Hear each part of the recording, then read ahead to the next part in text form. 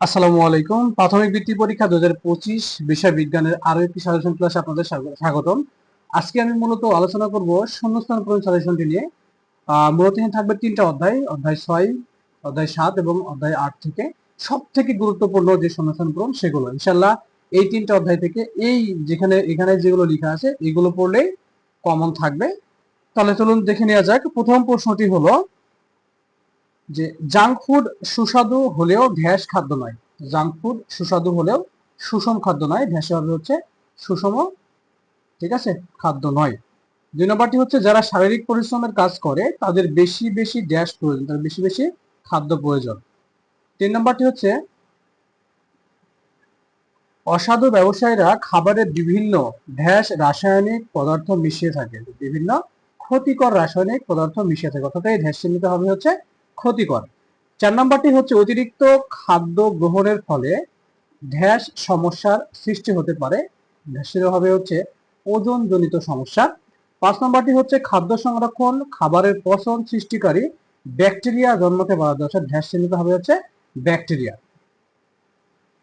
Number 6 খাদ্য সংরক্ষণ gas রোধে বাধা দেয়, খাদ্য সংরক্ষণ পচন রোধে বাধা দেয়। 7 নম্বরটি হলো সুষম খাদ্য আমাদের ঢ্যাস থাকার জন্য প্রয়োজনীয় পুষ্টি সরবরাহ করে, সেটি হচ্ছে ঢ্যাস চিহ্ন হবে কি সুস্থ। 8 নম্বরটি হলো সুস্থ থাকার জন্য ঢ্যাস খাদ্য গ্রহণ করা খুবই জরুরি বা গুরুত্বপূর্ণ, সেটা হচ্ছে সুষম খাদ্য, ঢ্যাস চিহ্ন হবে হচ্ছে সুষম খাদ্য গ্রহণ করা। 9 নম্বরটি হলো প্রয়োজনীয় পুষ্টি গ্রহণ না করলে শরীরের কার্যক্ষমতা হ্রাস পায়, অর্থাৎ এই ঢ্যাস চিহ্ন হবে হচ্ছে কার্যক্ষমতা।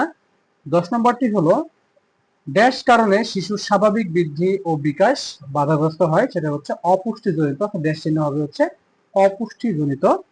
11 নম্বরটি হচ্ছে বছরের সব সময় সব ধরনের ড্যাশ পাওয়া যায় না, খাদ্যদ্রব্য পাওয়া যায় না, এই ড্যাশ চিহ্ন হবে হচ্ছে খাদ্যদ্রব্য।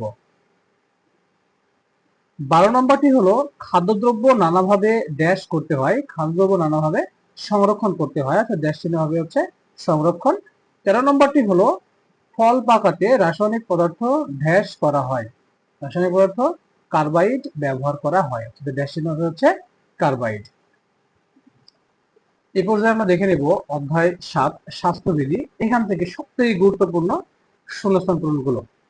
1 নম্বরটি হচ্ছে ডায়রিয়া একটি ড্যাশ সংক্রামক রোগ, পানিবাহিত সংক্রামক রোগ।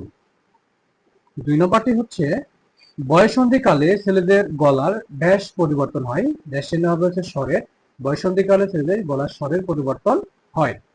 3 নম্বরটি হচ্ছে এইচআইভি ভাইরাস এইডস রোগের লক্ষণ, অর্থাৎ এই গ্যাপ চিহ্ন হবে হচ্ছে এইডস। 4 নম্বরটি হলো হাসি কাশির মাধ্যমে সংক্রামক রোগের ড্যাশ ছড়ায়, জীবাণু ছড়ায়। 5 নম্বরটি হলো হাসি কাশির সময় টিস্যু রুমাল দিয়ে মুখ ঢেকে আমরা ড্যাশ রোগ প্রতিরোধ করতে পারি, ড্যাশ চিহ্ন হবে হচ্ছে সংক্রামক। 6 নম্বরটি হলো বয়ঃসন্ধিকালে শরীরের ড্যাশ সুগঠিত হয়, মাংসপেশি সুগঠিত হয়। 7 নম্বরটি হলো আমাশয় হলো পানিবাহিত সংক্রামক রোগ, অর্থাৎ ড্যাশ চিহ্ন হবে হচ্ছে আমাশয়। 8 নম্বরটি হচ্ছে ক্রমাগত বমি ও তীব্র মাথা ব্যথা হলে ড্যাশ কাছে যাব, অর্থাৎ হবে হচ্ছে এখানে ডাক্তারের কাছে যাব, অর্থাৎ ড্যাশ চিহ্ন হবে হচ্ছে ডাক্তারের কাছে। 9 নম্বরটি হচ্ছে সোয়াইন ফ্লু ড্যাশ মাধ্যমে ছড়ায়, সোয়াইন ফ্লু বায়ুর মাধ্যমে ছড়ায়, অর্থাৎ ড্যাশ চিহ্ন হবে হচ্ছে বায়ুর। 10 নম্বরটি হলো যে বয়ঃসন্ধিকালে শরীরের ড্যাশ বৃদ্ধি পায়, ওজন বৃদ্ধি পায়। 11 নম্বরটি হলো স্বাস্থ্যবিধি মেনে চলার পরেও আমরা ড্যাশ হই, রোগাক্রান্ত হই, বিভিন্ন জীবাণু শরীরে প্রবেশের ফলে সৃষ্ট রোগী হলো ড্যাশ রোগ, কি হবে সংক্রামক রোগ। 13 নম্বরটি হলো যে ড্যাশ রোগ বিভিন্নভাবে ছড়াতে পারে, সংক্রামক রোগ বিভিন্নভাবে ছড়াতে পারে। 14 নম্বরটি হচ্ছে ডায়রিয়া, কলেরা, টাইফয়েড, এগুলো ড্যাশ রোগ, এগুলো হচ্ছে সংক্রামক রোগ।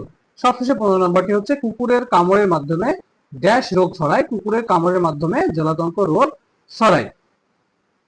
এবার আমরা দেখে নিব অধ্যায় 8 অর্থাৎ মহাবিশ্ব অধ্যায়ের সব থেকে গুরুত্বপূর্ণ শূন্যস্থান পূরণগুলো, সে সাথে উত্তর।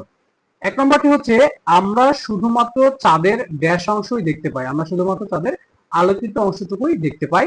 2 নম্বরটি হচ্ছে মহাকাশের বিভিন্ন বস্তু ড্যাশ যন্ত্রের সাহায্যে পর্যবেক্ষণ করা যায়, উত্তর হবে হচ্ছে দূরবীক্ষণ। 3 নম্বরটি হচ্ছে পৃথিবী ড্যাশ চারপাশে একটি নির্দিষ্ট পথে ঘুরে। পৃথিবী সূর্যের চারপাশে একটি নির্দিষ্ট পথে ঘুরে। 4 নম্বরটি হলো মহাবিশ্ব এখনো ড্যাশ হচ্ছে, মহাবিশ্ব এখনো প্রসারিত হচ্ছে। 5 নম্বরটি হচ্ছে সূর্যের চারদিকে নির্দিষ্ট কক্ষপথে পৃথিবীর আবর্তনকে বার্ষিক গতি বলা হয়, অর্থাৎ ড্যাশ হচ্ছে বার্ষিক গতি। 6 নম্বরটি হচ্ছে পৃথিবীর গড়, অর্থাৎ পৃথিবীর গড় তাপমাত্রা ধীরে ধীরে বাড়ছে, ড্যাশ চিহ্ন হবে হচ্ছে গড়। 7 নম্বরটি হচ্ছে আণবিক গতির সময়কাল, ড্যাশ ঘন্টা 56 মিনিট, 23 ঘন্টা 56 মিনিট।